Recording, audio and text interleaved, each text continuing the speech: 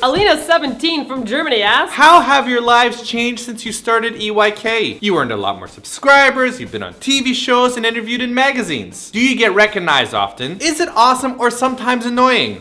ooh, it's a special question directed towards us. Very special. Thank you, Alina, 17 from Germany. Well, to begin with, this was a completely unpredicted path that we were gonna take. So unpredicted. Yeah, I mean, like, we went to university for 6 years with the intention 6 whole years. becoming teachers, and we taught for a bit, and then we taught in Korea for a bit, and that was what our minds were set as. Like, we will teach for the rest of our lives. I was ready to be a teacher forever. I had like the whole teacher retirement plan set and everything. And now those degrees are useless. are so useless. 6 degrees of university for no reason. Paying off all those painful student loans. Oh boy, so happy.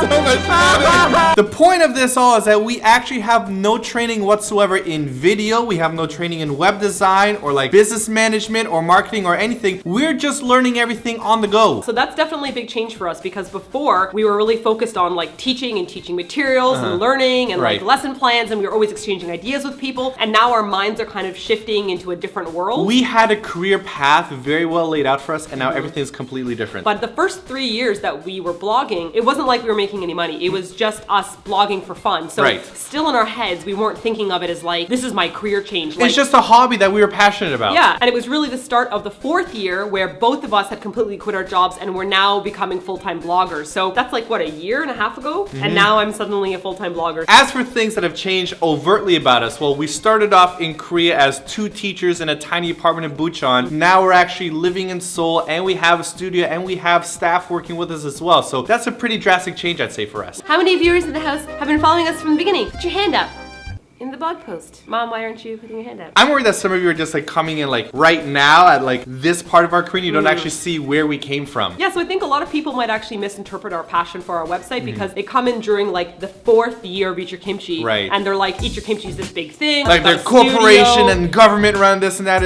It's just our hobby that we happen to make a living off of. Yeah. Now. So on to the next part, which is, do we get recognized often? The answer to that is complicated, but a very simple answer to it is yes, we do get recognized often. In fact, we were recognized 3 times today before we actually got to the studio. Yes, my hands were very cold. If I don't wear makeup, I get recognized a lot. As soon as Martina goes outside in pajamas and like no makeup, it's like da da da da da da da da. Like everybody's there with like cameras. Take your picture today, and I'm like, seriously. Look at Martina looking terrible. Now we say that we get recognized often, but we really want to emphasize a very important point here: that being recognized often doesn't necessarily equate with being a celebrity. So there are a lot of foreigners living in Korea and a lot of foreigners visiting Korea, and before people come to Korea, they tend to do research on it, and they usually hit the internet and they like Google something. Right. And what happens is a lot of our videos will come up. They use a couple of our videos to get comfortable with their neighborhood or like learn how to use their washing machine, but that they're not like necessarily a dedicated super fan to the website. We are informational to a lot of people who are interested in coming to visit or live in Korea. We're not necessarily like, oh my god, these guys are celebrities, I love them. People just come to our site for information a lot of the time. It's a really big deal to move to Korea. Of course it is. It's not like you're moving from like New York to Miami and you need to like look up the culture. Are there any Miami bloggers? Can you tell me what it's like there? Well, how to use your washing machines in Miami? The point that we're getting at is that a lot of the foreigners who do recognize us are like, oh, hey, I saw one of your videos. Oh,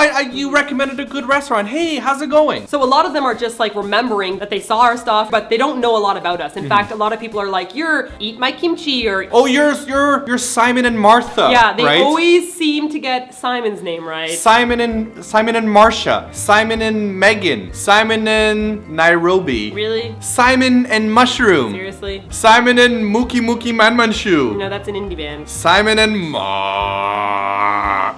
Is that like a sound? Is that person drunk? Did they just throw up in the middle of a sentence? So just because people recognize us, it doesn't mean that we're famous. We just have a specific niche, and being a big part of that niche makes us more recognizable in the public. It also doesn't help that my hair is pink and that your hair is sometimes red like a rooster. So that can be like, you guys are familiar, but I don't know where you're from, but I'm sure I've seen you once. Now we do also get recognized by a lot of Korean people, and they're usually actual like fans of our website, and they usually speak to us in Korean, and we chat in Korean with them. And we've also been told that a lot of Korean people are interested in the website because it's interesting to see be a foreigner's perspective on Korea. But yes, it does happen that we run into like actual Eat Your Kimchi nasties. We run into Eat Your Kimchi fans. The nastiest of nasties. And that's really exciting because it's like running into a family member, like because they know you, right? And we know that they must like things that we like, and they'll recognize like Spudgy if we're walking Spudgy, and they'll be like, oh my god, I just saw your last video, and it's like really exciting because we're in Korea, but we're meeting a fan who has just come to Korea, either like on vacation or like they're living here now, and that's just so fantastic when that happens. I think there's a difference between us and celebrities. People don't run up to us screaming and crying and like ripping out chunks of our hair and like touching our genitals and taking pictures of us and demanding.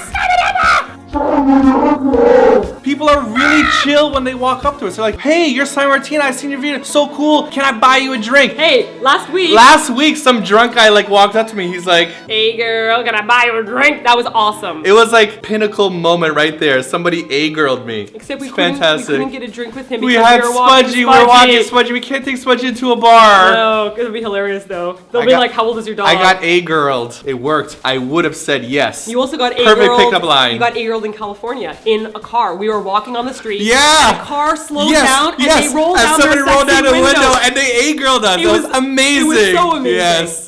Totally forgot about that. I know, it was awesome. It was the first time anyone ever actually, and I'm sure their window wasn't a roller downer. Yeah. They probably pressed the like automatic button and they were just like shaking their arms with one hand. And when they yelled out the window, the other nasties around were like, hey. It's really like a reunion. That was glorious. You know, it's like having your cousins that you've never met before, but like been like pen paling on the internet, and now you've met in person, and so it's like this exciting reunion. People are reunion. so nice and kind and friendly, and they feel like family. They don't feel like crazy fans. It's really weird. When we're in Korea, it just feels like it's the two of us and we're in our own little bubble. We don't have our family close by. We don't have our friends close by. So whenever we meet a really nice nasty, it feels like we're meeting our family that we never met before. Yeah. Meeting another person on the street who like has the same interests as us and likes Korea the way we do, we automatically have so many things to talk about. So that's a really exciting feeling, especially when you buy us a drink.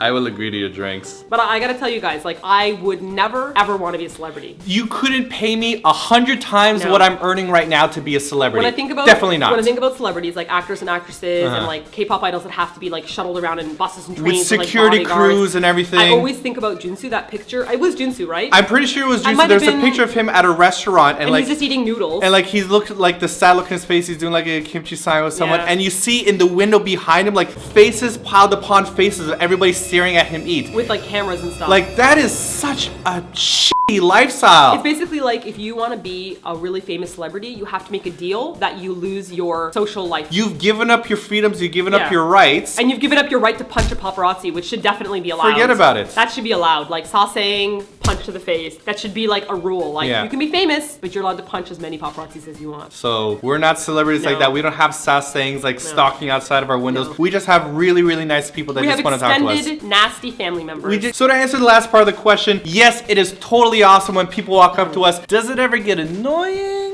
Well, I wouldn't necessarily say annoying. It's just that we don't have the freedom that we had before. For example, I can't pick my nose in public anymore. Not that I used to pick my nose in public, but if I ever had the urge, like a really nasty boogie that I really had to pick, I'd be worried, like what if somebody like ran up to me like, hey, can I shake your hand? And I got like, you know, half my knuckle up my nose. I can't pull wedgies at my butt anymore. I'm afraid that it'll be like a shot of me on the internet because we've had pictures posted. I don't know why people are afraid to come up to us, but we've seen pictures that people like tweet to us. Yeah. And like, I saw you at the subway station when I didn't say hi, and it's a picture of me being like, and people are saying that they're afraid to come up to us. Don't be afraid. Afraid of. And like, how can I pull a wedgie out of my butt if you're afraid to come Never up to again. me? That means there could be like an action shot of my hand. As a result, we just can't wear underwear anymore because we always get wedgies. A lot of the joys and pleasures of our life have been stripped from us as a result. But seriously, it doesn't actually get annoying. It's actually just totally wonderful. We probably should have gotten rid of those bad habits to begin with. And you nasties have helped us out. So that's it for this week's TLDR. If you have a question for next TLDR, leave your question in the comment section below. Oh, or on the Eat Your Kimchi website and check out the questions that are already asked, and you can give them a little thumbs up, and if they come to our attention, we just might answer them. And don't forget to subscribe for more TLDRs where we tell you about all the crimes that we commit in Korea. We haven't committed any crimes in Korea. Well, there was that time that we beat a guy with a sack of Valencia oranges. He had it coming.